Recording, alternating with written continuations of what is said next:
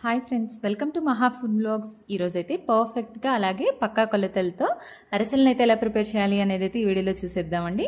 దీనికోసం అయితే 1 కేజీ బియ్యానికి 3/4 కేజీ బెల్లాన్ని అయితే తీసుకోవాలండి. బెల్లాన్ని అయితే ఇలా చిన్న ముక్కలుగా చేసుకొని ఒక బాండీలో అయితే తీసుకొని ఇందులో ఒక పెద్ద గ్లాస్ వరకు నీళ్ళని అయితే యాడ్ చేసేసుకోవాలండి.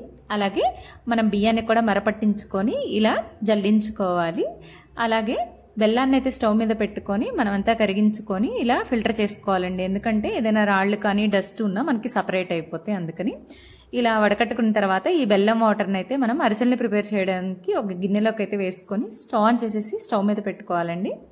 దీన్ని అయితే మధ్య మధ్యలో కలుపుకుంటూ అయితే బెల్లం పాకం వచ్చే వరకు అయితే ఉడికించుకోవాలండి. పాకం చెక్ చేసుకోవడానికైతే ఒక ప్లేట్లో అయితే నీళ్ళని తీసుకొని అందులో ఈ బెల్లం పాకాన్ని వేసుకుంటే మనకి ఉండగా వచ్చే వరకు అయితే పాకాన్ని ఉడకనివ్వాలండి.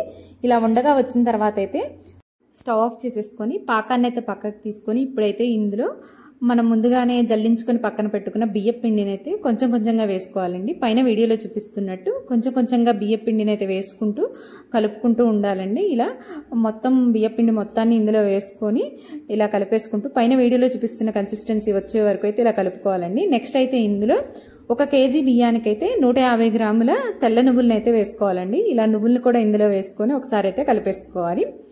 ఇప్పుడైతే అరిసెలను ప్రిపేర్ చేయడానికైతే ఒక కవర్ని అయితే తీసుకొని దానికి కొంచెం ఆయిల్ని అయితే రాసుకొని మనం కలిపి పక్కన ఉంచుకున్న అరిసెల పిండితో అయితే పైన వీడియోలో చూపిస్తున్నట్టు రౌండ్గా మనం అరిసెలను అయితే చేసేసుకోవాలి చేతితోనే. అలాగే ఇప్పుడు నెక్స్ట్ అయితే ఈ అరిసెలను కాల్చుకోవడానికైతే స్టవ్ ఆన్ చేసేసుకొని ఒక బాండీని అయితే పెట్టుకోవాలి. బాండీలో అయితే డీప్ ఫ్రైకి సరిపడా ఆయిల్ని అయితే యాడ్ చేసుకోవాలండి. ఆయిల్ అయితే బాగా వేడైన తర్వాత మనం చేసుకున్న అరిసెలను అయితే ఒక్కొక్కటిగా ఈ ఆయిల్లో వేసుకొని గోల్డెన్ బ్రౌన్ కలర్ వచ్చే వరకు అయితే ఫ్రై చేసుకోవాలండి. పైన వీడియోలో చూపిస్తున్నట్టు మనం అరిసెలను వేయగానే అవి అయితే ఇలా పొంగుతాయండి. ఇలా మంచిగా ఫ్రై అయిన తర్వాత అయితే వీటిని పక్కకు తీసుకొని వీటిల్లో ఆయిల్ని అయితే ప్రెస్ చేయడానికి మనం ఈ ప్రెస్ చేసే దాని మీద అయితే ఈ అరిసెని ఒక్కొక్కటిని పెట్టుకొని లైట్గా అయితే ప్రెస్ చేసుకోవాలండి.